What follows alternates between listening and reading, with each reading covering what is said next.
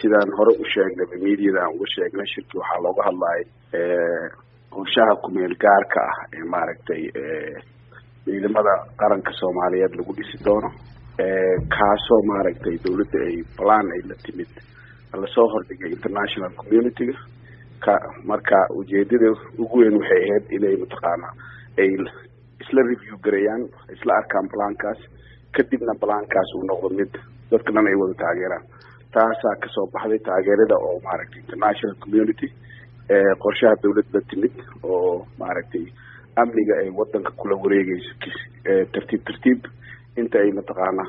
intaasna ay sii joogaan AMISOM ciidankooda kadibna maaragtay qorshahaas oo road map leh road mapkaas oo marka mas-uuliyadooda dawladana mas-uuliyad bay leedahay mas-uuliyadeeda kasoo baxdo international community waxa kaga aadan oo laga rabo iyagana maaragtay meeshaas ay ka fuliyaan waayahay marar badan ayaa dabcan shirar waaweyn oo kii London uu ka mid yahay iyo kan hadda aad u joogtaan Brussels ba looga hadlay Soomaaliya iyo qaab dhismeedka ciidamadeeda iyo sida loogu baahan yahay inay u diyaar garowdo ciidan Soomaaliyeed oo kala wareega AMISOM guud ahaan amniga Soomaaliya waxaad ii sheegtay in dawladda ay qorshihii la timid ay ciidanka ku dhisi lahayd haddii aad faahfaahiso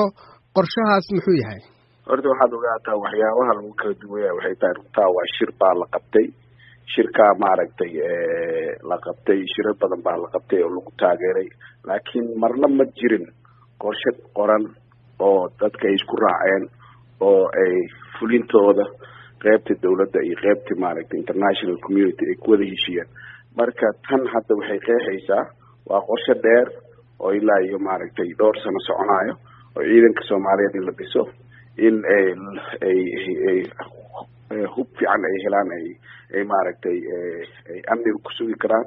inay deegaan fiican helaan in training fara badan training qiimo leh oo maaragtay kulligood oo maaragtay wada centralized ay helaan ka ayaa maaragtay kamid ah waxyaabaha maaragtay lasoo bandhigay dawladda ay soo bandhigtay waayahay marka maamulada dalka ka jira iyo dawladdu way isla qaateen miyaa leedahay qaabka ciidanka loo dhisayo iyo tiradooda iyo sida loo tababarayo intaba intiiba waa la isla qaatay shalay qofkii madaxweynaha waxaa ku jira prime ministerka waxaa ku jiray dad ka socda wakiilo ka socdaan maamul goboleedyada sida maaragtay Puntland Hirshabelle Galmudug South West iyo maaragtay iyo Banaadir saas sheegtay dabcan marxalad ayay qaadan doontaa dhowr sano ah in si toos ah ay ciidanku ula wareegaan ama Soomaaliya ciidankeedu iyo amnigeedaba ay la wareegto inta ka horeysana AMISOM ayaa sii shaqeynaysa Soomaaliya ciidankeeda iyo ciidamada AMISOM waxa ay ku wada shaqeynayaan ma laga hadlay marar badan waxa dhacday in AMISOM lagu eedeeyo in sidii loo baahnaa aanay hawlgallo dalka uga wadin ama ciidanka Soomaalida iyo ciidankii AMISOM wada shaqeyn toosa iyo isku xir fiican aanu ka dhaxayn runtii waxaas waa technical ah maaragtay aniga hadda nin military maaragtay oo tababaran oo military u tababaran oo khibrad military leh mihi laakiinse waxaan ogahay in arrimahaas oo dhan maaragtay ay meesha ku jiraan wada shaqeyntooda iyo intaas laga shaqeynayo qofka u qaabilsan hay'adaha national security advisorka madaxweynaha u qaabilsan iyo saraakiisha sarsare ee militariga kulligood arrintan plankan qorshahan lasoo qorsheeyay waa mid ay kasoo wada shaqeeyeen oo maaragtay isku soo raacay AMISOM darteeda iyo African Union-na arrintaa ay maaragtay ka warqabaan oo ay taageereen shalay halkan waaya haddii marka qorshihii dawladdu ay la timid ahaa sida ciidankeeda u dhisaysa laydinka aqbalay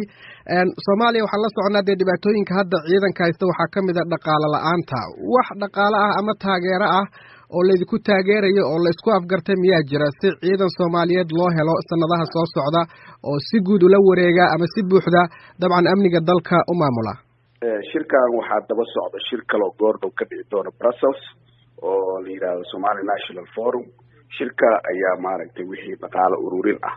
iyo international community waxa kaga aadan in nin walba intuu bixin doono